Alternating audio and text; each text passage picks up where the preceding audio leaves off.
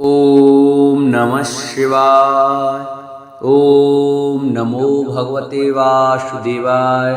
जय श्री कृष्णा। प्रिय भक्तजनों, स्वागत है आप सभी का मेरे YouTube चैनल आर के भक्ति में। भक्तों, आज सुने मौनी अमावस्या व्रत कथा। बढ़ेगी सुख समृद्धि, मिलेगी भगवान विष्णु और शंकर की जी की कृपा। मौनी अमावस्या 29 जनवरी को यानी आज है। इस दिन स्नान और दान से पुण्य मिलता है। पौराणिक कथा के अनुसार गुणवती के पति की रक्षा के लिए सोमाधोबिन ने अपने पुण्य दान किए, जिससे उसके पति जीवित हो गए। इस साल मौनी अमावस्या 29 जनवरी बुधवार यानी आज है। इस दिन स्नान और दान करने से पुण्य की प्राप्ति होती है। भगवान विष्णु की कृपा से व्यक्ति के जीवन में सुख और समृद्धि आती है, उसके पाप मिटते हैं और वह मोक्ष की प्राप्ति करता है। मौनी अमावस्या पर पितरों की तृप्ति के लिए तर्पण, पिंडदान, श्राद्ध आदि करते हैं। गृहस्थ और साधु सन्यासी मौनी अमावस्या के दिन व्रत रखते हैं और पूजन करते हैं। पूजा के समय आपको मौनी अमावस्या की व्रत कथा सुननी चाहिए। इससे आपको व्रत पूर्ण होगा और आपको पुण्य फल की प्राप्ति होगी। मौनी अमावस्या अपने नाम के अनुसार मौन और साधना का व्रत है। हम हर दिन जाने अनजाने कितनी ही बात बोल जाते हैं, जिससे लोगों का मन आहत होता है और अपनी कई बातों को लेकर हम बाद में अफसोस भी करते हैं। इसलिए साधना के लिए मौन परम आवश्यक माना गया है। गृहस्थ जन हमेशा मौन व्रत नहीं रख सकते, इसलिए एक दिन निर्धारित किया गया है जिसमें गृहस्थों को आत्मशुद्धि के लिए मौन व्रत का संकल्प लेना चाहिए। मौनी अमावस्या पर संभव हो तो पूरे दिन मौन धारण करें और मानसिक रूप से भगवान शिव और विष्णु का ध्यान करें, अथवा स्नान करने से पहले मौन धारण करें। स्नान के बाद भी कुछ भी बोलें और दिन भर कोई भी ऐसी बात ना कहें जिससे किसी का मन आहत हो। मौनी अमावस्या महत्व और महात्म। मौनी अमावस्या की सबसे बड़ी बात है कि यह माघ कृष्ण चतुर्दशी के अगले दिन आता है। माघ कृष्ण चतुर्दशी को शिव जी का विवाह माता पार्वती से तय हुआ था और अगले दिन मुनियों और देवी देवताओं ने शिव की साधना के लिए उनकी उपासना की थी। भगवान विष्णु ने देवी पार्वती के भाई बनकर उनके विवाह संबंधी कार्यक्रम में भाग लेना स्वीकार किया था। और इन सबसे अलग मौनी अमावस्या की कथा यह भी है कि सागर मंथन के समय जब असुर अमृत कलश लेकर भाग रहे थे, तब इसी दिन अमृत की बूंदें झलक कर प्रयाग सहित कई स्थानों पर गिरा था। इसलिए मौनी अमावस्या पर प्रयाग सहित अन्य तीर्थों में स्नान करने के दान पुण्य करने से कई गुना लाभ होता है। मौनी अमावस्या व्रत के लाभ। माघ में तिल, ऊनी वस्त्र, घी का दिन बहुत ही पुण्यदायी होता है। इसलिए मौनी अमावस्या पर इन वस्तुओं का दान जरूर करना चाहिए। यह जरूरी नहीं कि आप बहुत दान करें, लेकिन अपनी श्रद्धा और क्षमता के अनुसार थोड़ा दान भी आप कर सकते हैं। इससे भगवान शिव की कृपा प्राप्त होती है और व्यक्ति मृत्यु पश्चात उत्तम लोक में स्थान पाता है। व्यक्ति मुनि पद को प्राप्त करता है। एक मान्यता है कि मौनी अमावस्या के दिन मनुष्य के धरती पर लाने वाले प्रथम मनुष्य मनु सृष्टि का जन्म हुआ था। मनु ऋषि का जन्म हुआ था। मनु ऋषि के नाम से भी इस व्रत का नाम मौनी अमावस्या है।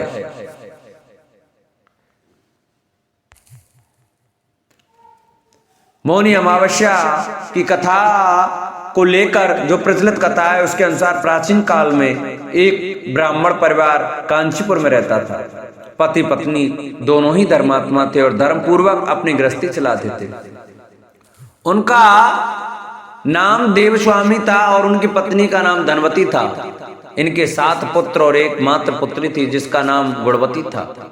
जब गुणवती सयानी हुई और तो देवस्वामी से धनवती ने कहा कि पुत्री के विवाह के लिए अब वर देखना चाहिए। ब्राह्मण ने अपने छोटे पुत्र को बहन गुणवती की कुंडली दी और कहा कि ज्योतिषी से इसकी कुंडली दिखवा लाओ, जिससे गुणवती के विवाह की बात आगे चली। ज्योतिषी को कन्या की कुंडली दिखाई। उसने बताया कि विवाह होते ही कन्या विधवा हो जाएगी। ज्योतिषी की यह बात जब ब्राह्मण परिवार को मालूम हुआ तो वह बहुत दुखी हो गया और इसका उपाय ज्योतिषी ने बताया कि हे ब्राह्मण, सिंगल द्वीप में एक पतिव्रता महिला रहती है जिसका नाम सोमाधोबिन है। यदि कन्या की शादी में पहले सोमा आप के घर आकर पूजन करे और अपना आशीर्वाद दे दे तो यह दोष दूर हो जाएगा। ब्राह्मण ने अपनी पुत्री गुणवती को अपने सबसे छोटे पुत्र के साथ सिंगलदीप भेज दिया। दोनों भाई बहन सागर किनारे पहुंचकर उसे पार करने के बारे में विचार करने लगे। जब समुद्र को पार करने का कोई रास्ता नहीं मिला तो दोनों भूखे प्यास से एक पीपल के वृक्ष के नीचे आराम करने लगे। पेड़ पर घोंसले में एक गिद्ध का परिवार रहता था। उस समय घोंसले में सिर्फ गिद्ध के बच्चे थे। वे सुबह से भाई बहन की बातों और क्रियाकलापों को देख रहे थे।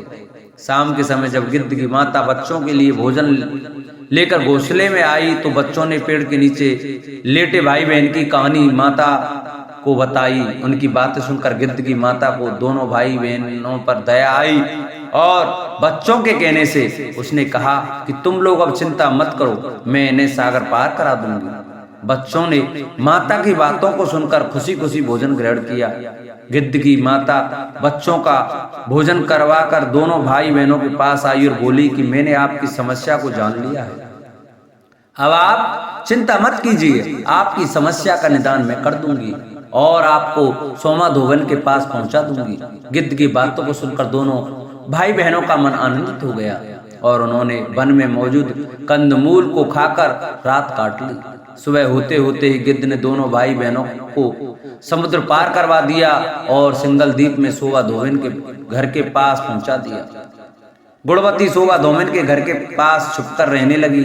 हर दिन सुबह होने से पहले गुणवती सोमा का घर लीप दिया करती थी।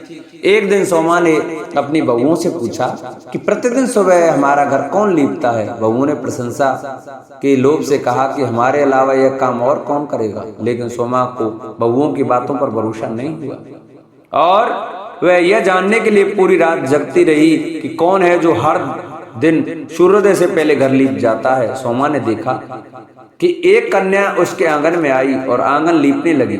सोमा गुणवती के पास आई और उससे पूछने लगी कि तुम कौन हो और क्यों हर सुबह मेरे आंगन को लीप कर चली जाती हो।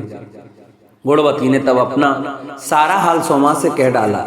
गुणवती की बातों को सुनकर सोमा ने कहा कि तुम्हारे सुहाग के लिए मैं तुम्हारे साथ चलूंगी। सोमा ने ब्राह्मण के घर आकर पूजा किया, लेकिन विधि का विधान कौन टाल सकता है। गुणवती का विवाह होते ही उसके पति की मृत्यु हो गई। तब सोमा ने अपने सभी पुण्य गुणवती को दान कर दिया। सोमा के पुण्य से गुणवती का पति जीवित हो गया, लेकिन पुण्यों की कमी से सोमा के पति और बेटे की मृत्यु हो गई। लेकिन सोमा ने अपना घर छोड़ने से पहले बहुओं से कह दिया था कि मेरे लौटने से पहले अगर मेरे पति और बेटे को कुछ होता है तो उसके शरीर को संभाल कर रखना।